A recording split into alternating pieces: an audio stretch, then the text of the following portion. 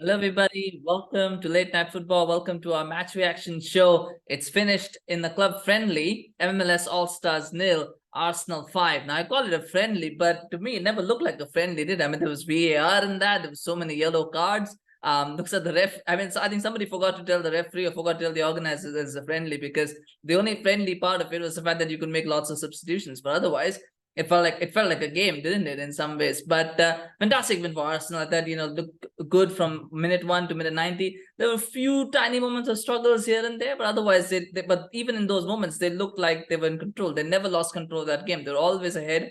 Always looked like the gap in quality always seemed to be there. And for some reason, the MLS All Stars just never. I mean, it is a problem, isn't it? Because you're playing, even though it was Arsenal's first game of the preseason, there's still a team that has played with each other, quite a bit, whereas the MLS All-Stars haven't really played with each other. So, it's always as difficult when you're playing with a mishmash of players. Of course, they didn't have the fact that there were so many changes being made from time to time as well. So, you got to put all of that into context. What I will say again, I said this in the morning about the United game as well, is preseason. Results don't really matter so much.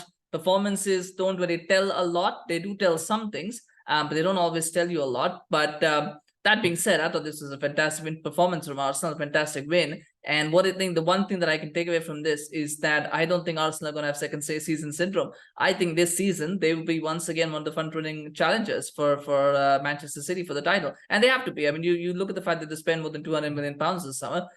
You would assume that they have to be contending for the title when you spend that kind of money. But that being said, I think they look a well-oiled machine. And I think the fact that they didn't win the title last season is going to spur them on. It's not going to hold them back. And this is what it seems like after the first game. This is only the first game of preseason, by the way. I just want to be clear about this. It's only the first game of preseason. So a lot can change the next 25 days before the season kicks off. But the fact is, this is what I think I can take away is that they look like it's not holding them back, that they're spurred on, and that they will learn from that experience and get better. And it's a young team. It's a very young team. So it can grow together. There's a lot of development ahead of them. The goals were brilliant. I thought Jesus' goal was fantastic. The thing about Gabriel Jesus is he can score these kind of wonderful goals, but then he can also miss the simplest of chances. But this one, there was an element to luck about it, because it's one of those shots where if it doesn't come off right, you look like a fool or you look like an idiot. But this one came off for him nicely, waited and goes straight from the post and into the back of the net. It was a good finish, very, very cool, very calm.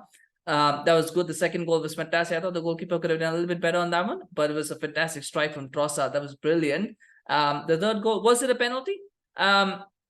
It's a bit harsh. I would say it was a bit harsh because so close to him. Yes, his hand is out, but it was close to him. I can see why it's given. It's harsh, but sometimes those are the rules. But yeah, once it's given, it was never going to be overturned by VAR. It was one of those. Came 3-0. Good finish, good penalty from Jorginho, by the way. That was a very calm, very good penalty, because the keeper just went straight. He didn't commit. And sometimes what happens with Jorginho is if the keeper doesn't come in, he kind of doesn't know what to do. But in this one, he was like, "Oh, it's okay. I'm just gonna go straight, go right, go right." And he went. It was a fantastic penalty, by the way. Watch it again if you haven't seen it. It's a beautiful penalty. So could have been another penalty which was not given. One of the rare occasions where a referee looks at the monitor and that says, "You know what? Now I'm not going to change my decision." I like that. I like that from him. I didn't think that was. I in slow motion it looked like it was a penalty. It did, because it looks like he's pushing the ball away with his hand. But maybe there wasn't enough to overturn it. So, I mean, slow motion is always deceptive, isn't it? You got to look at it in real time. When I first saw it happen, I was like, this is not a penalty. But, it could have gone either way, to be honest. But the referee, I like the fact that he stuck to his decision because the replays were inconclusive. That's good. Not always do you need to go to the monitor and need to be influenced to change your decision. I hope more referees learn from that and more referees do that. I hope that happens. Because that's really important, because oftentimes referees get influenced. But nonetheless, it wasn't given. 3-0, it becomes 4-0. It was a good finish from Martinelli. What a strike. That was a very good goal. And then it becomes 5-0. And 5-0, who scores? Kai Havertz. And we're going to start with the individual talks about Kai. We're going to start with Kai Havertz. Kai Havertz came under a lot of criticism in the last 24 hours. I mean, he had a poor showing at the skills challenge thing, whatever that is. I mean, again, it's just a skills challenge, isn't it? I mean, if you do well, is it really that big of a deal? It's not. If you don't do well, is it that? So if you don't do well, should it be that big of a deal? No, it should not. I don't think it should be. I think it was these kind of things, you got to take it for what it is, which is it's just a fun exercise, to get the crowd going, to really, it's a bit of a marketing exercise. It's really not serious football stuff. But a lot of people went overboard with it. There was a lot of criticism for him about it. And then in the game, he gets a similar type of chance. He gets a shot, he gets a volley, and he shoots it home. I think he was saving his best for the game, wasn't he? So he'd probably say that I was saving my best for the game. I don't really care about this exercise. But it was a good finish. It was a good finish.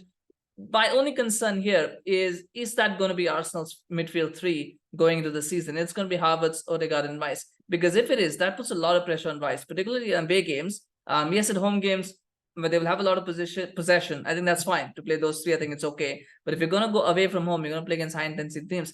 I don't think that will. I think that they might get caught out playing that way. It's possible. Of course, we'll have to see more of it. And the game against Manchester United will tell us a lot about how this midfield can work together. But I that's the only concern. But if Havertz can improve his work rate, then I think that midfield can work really well because it's got creativity. It's got will have work rate as well.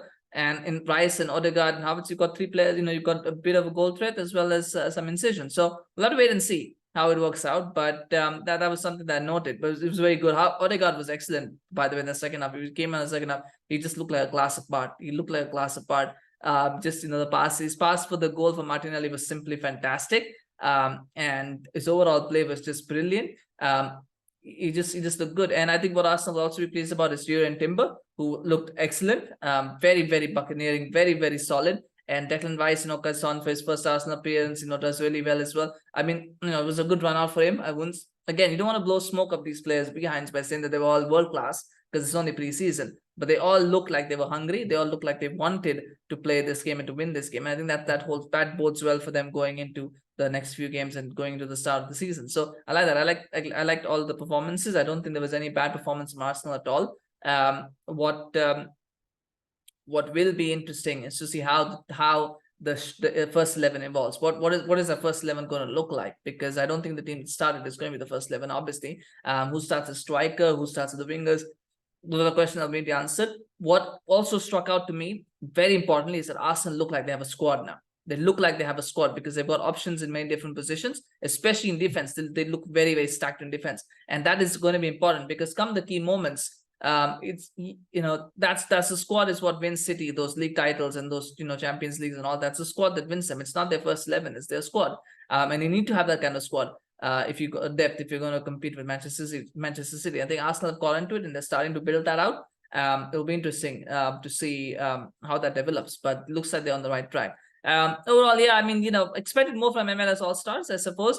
Consider the All-Stars, you would expect that there would be a bit more quality on show, but they just never looked at it. And like I said, part of it is the lack of cohesion because it's players who never played together before coming together, for this one game. It's never easy. Manager who probably doesn't know the players' strengths, the skills, or whatever. So, it's hard for him to get things to gel together. But I expected more from them, but it just wasn't there. That being said, I think Arsenal, you can only beat what is in front of you, and Arsenal did that, and they did get the job done. The game against Manchester United now would be an important game from Arsenal's point of view to really put down a marker to everybody else, because if they can come away from that game with a convincing win, and they very well can, because United looked very, very average. To be honest, they've looked very average in the first two games.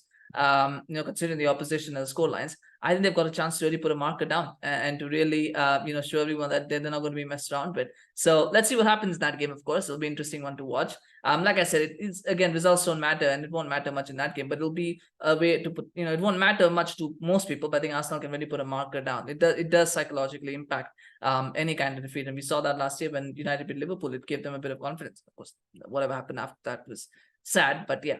Anyway, smash a like on this video, share your thoughts. What did you think about the game? What did you think about Arsenal performance? What do you think about Arsenal chances this season based on this game? I was very impressed. I have to say I was very impressed. It's preseason, but I was very, very impressed with Arsenal performance. But you can tell me what you thought, of course. Do subscribe to our channel on YouTube, follow us on Facebook, Twitter, Instagram. If you enjoyed this video, watching it on Facebook, please do give us a few stars if you liked it. We always appreciate your support, of course. No pressure though. Thank you so much. Take care. Have a good night or day by the time you're watching this. And we'll see you again soon. Bye-bye.